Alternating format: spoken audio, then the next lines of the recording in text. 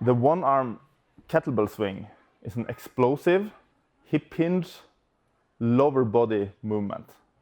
What does this mean? You're not squatting. You're putting your butt out, your hip out, more like a deadlift. From here, you're pushing forward, tightening your butt. When you come to this point, you're tightening your abs. You do not want to go through like this. So you inhale, exhale.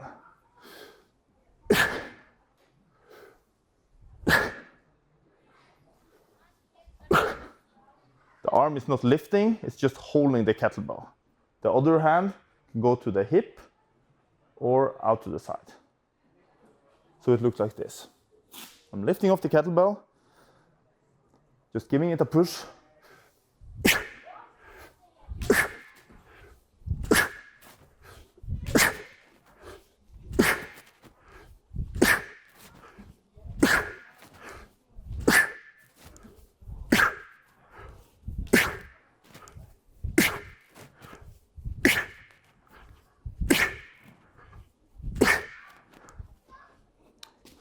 Notice that I'm just letting the kettlebell do its pendulum back. I'm not stopping the movement. And also, I'm not letting it run away with my shoulders, tucking my shoulders in.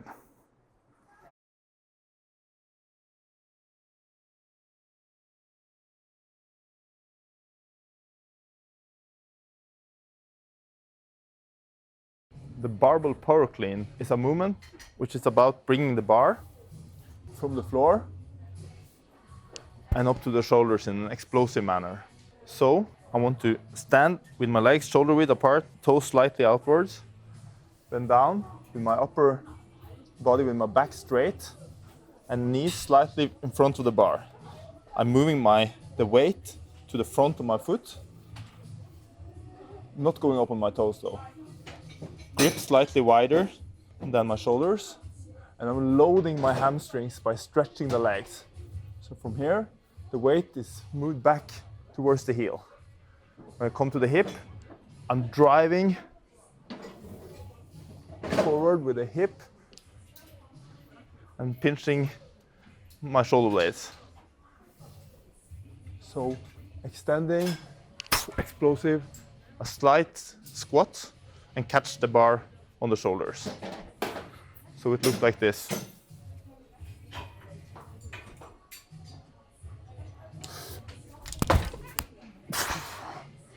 Dropping the bar.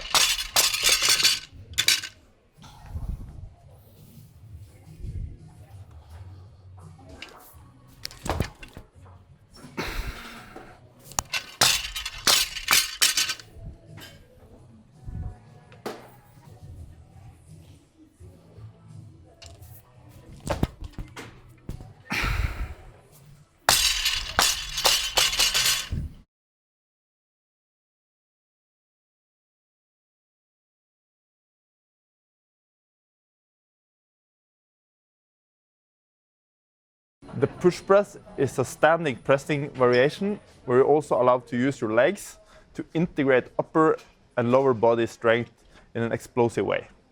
So I lift off the bar, stand about shoulder width apart, bend my knees and put my butt outward, drive with my legs, which helped me lift the bar. I'm not, however, pushing my back backwards. So it's like this.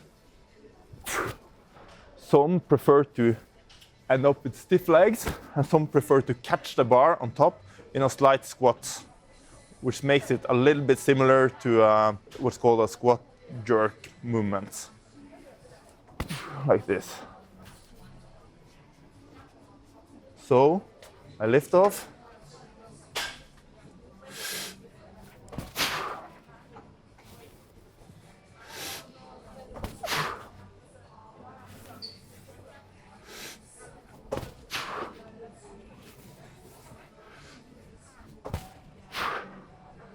inhale on bottom and exhale explosively on top.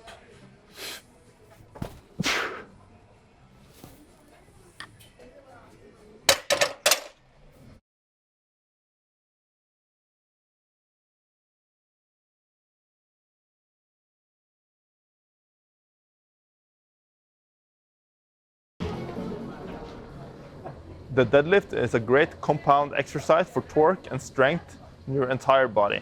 I like to set it up with legs slightly narrower than my shoulders, shins touching the bar and toes slightly pointed outwards. I make the grip like this, double over instead of the alternate grip, to work on my grip strength. I use the thumb to hook my fingers to avoid the bar from slipping. So to differentiate from the squat, which is primarily a knee exercise, this is a hip exercise, meaning I'm keeping a high hip, dropping down, pushing my butt outwards to load my hamstring. Make the grip and keeping a neutral spine, not rounding the back and not looking up towards the ceiling.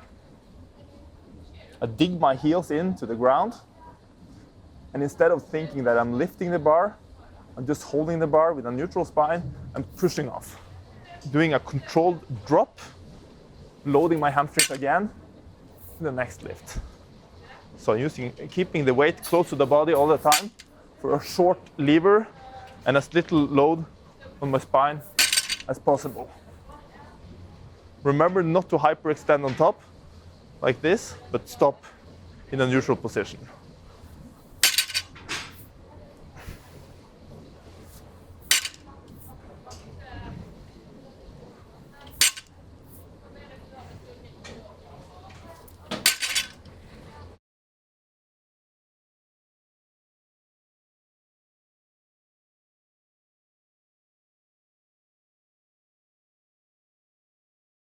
So grab the bar, low bar or high bar, it's your preference. Lift off, keep your feet shoulder width apart, slightly outwards, but remember your knees needs to trace the legs. So your knees can't point forward if your feet point outwards.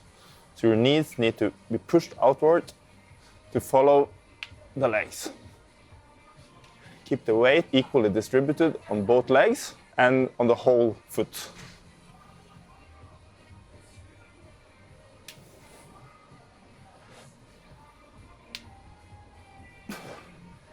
Deep inhale and exhale. Do not arch your neck. Try to keep a natural curvature on your back.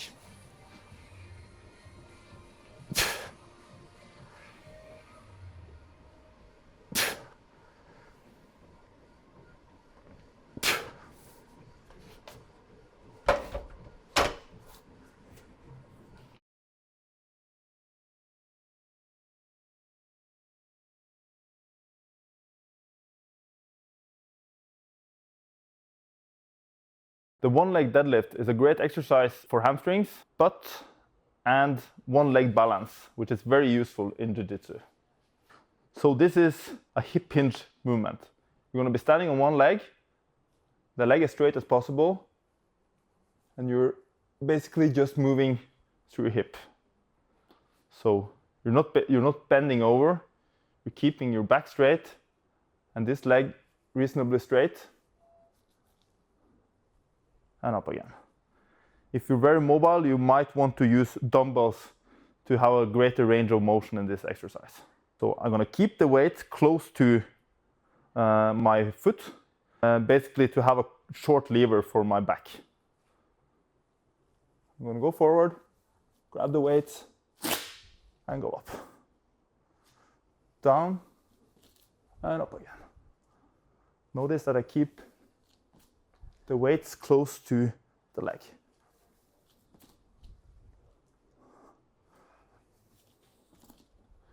If you are hypermobile, you do not want to hyperextend your knees in this exercise. Try to keep the weight on the heel as much as possible.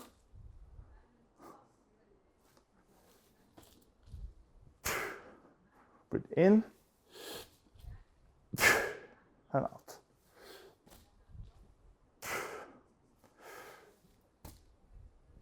Chest forward.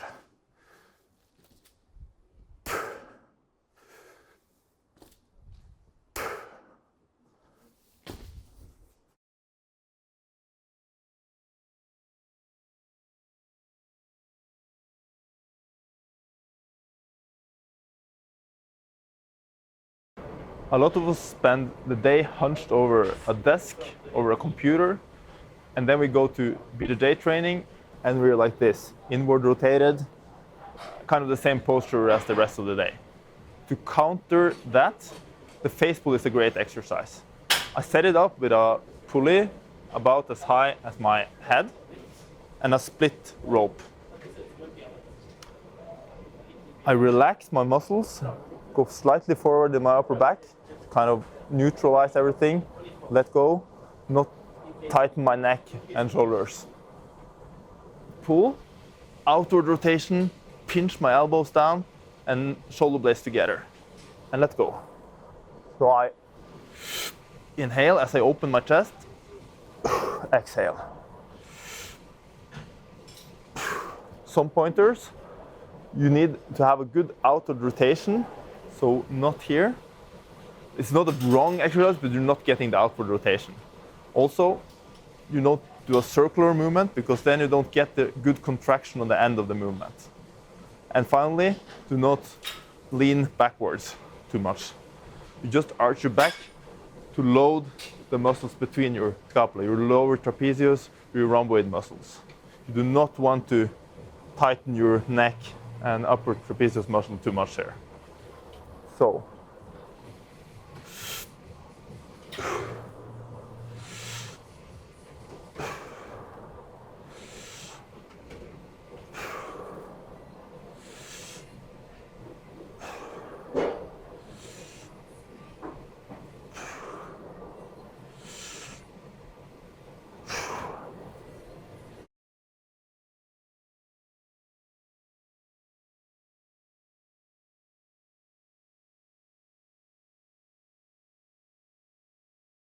the more complex variation of the Renegade rows, which is a plank with a row, is to add a third element, a push-up.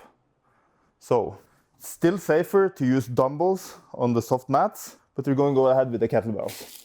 I'm going to start in a push-up position, tighten the abs, transferring the weight through the center of the one kettlebell while rowing with the other, keeping the ab tight. Then we're going to switch. And then we're going to do a push-up. Again, transfer the weight, lift, slowly down, transfer the weight, lift, slowly down. Then the weight is equally distributed. Careful not to let the hip fall through. So we want to keep the back straight and push upward. One last time, transfer the weight, lift, slowly down. Transfer the weight, lift, and finally a push-up.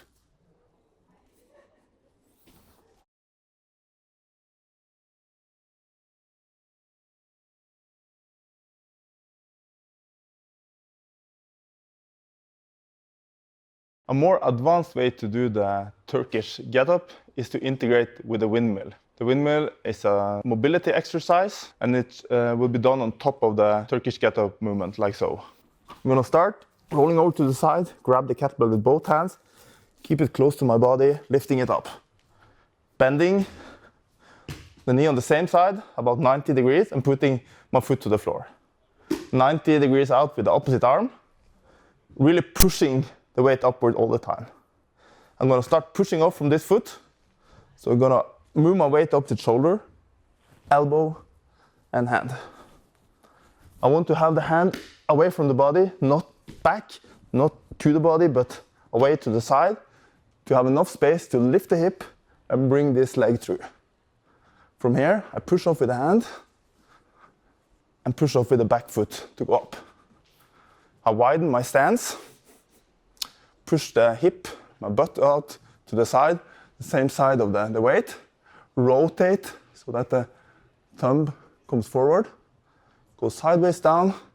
Gonna feel a nice stretch on the inside and back side on my thigh, on this foot, on this leg, down, and sideways up, working with the side of my abs. Do not push the hip through. So here, you do not want to push the hip forward, but rather go sideways up.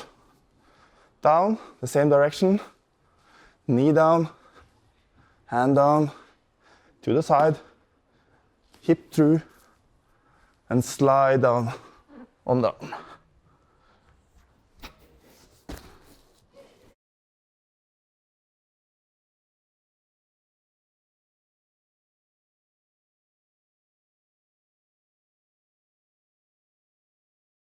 On the military press, I'm standing shoulder width apart with my legs. My grip is slightly wider than the shoulders. I lift off the bar to my chest, arch my back a little bit, not too much, tuck my elbows inwards to pinch my shoulder blades, scapula, and induce a stretch reflex that will help contract the shoulder muscle. When I'm pushing, I'm not pushing myself back. I'm pushing, and once I pass the face, I go forward with my head to get a good stretch on top and keep my back well aligned at all times. So from here, inhale, exhale. So it looks like this.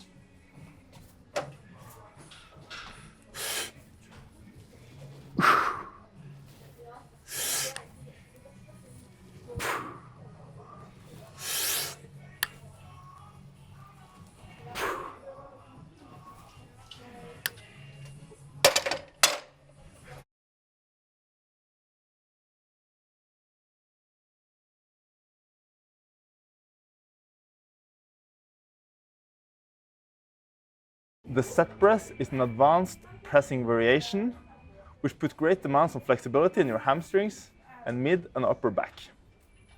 You lift off the bar with a slightly wider grip than your shoulders. You pull your elbows a little bit down and pinch your shoulder blades. Inhale and exhale on top. Notice that as the bar passes my face, I go forward with my head and keep my upper back straight and slightly forward on top to get a good stretch in my lats on top of the exercise. So it looks like this.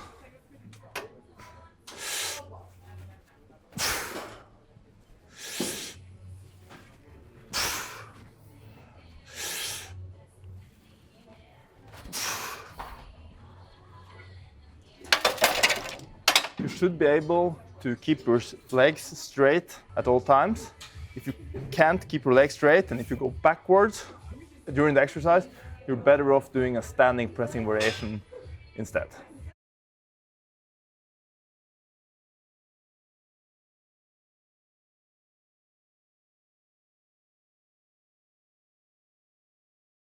A more jiu-jitsu specific version of the chin is to do it with the gi jacket. So you make the grip like you're doing a collar drag or pulling the guard. You arch your back, and again, you don't want to release tension in your lats on the bottom of the rep. You don't want to be hanging just here with all the weight on your shoulder and neck. So arch your back, get tension in your lats, inhale, and exhale.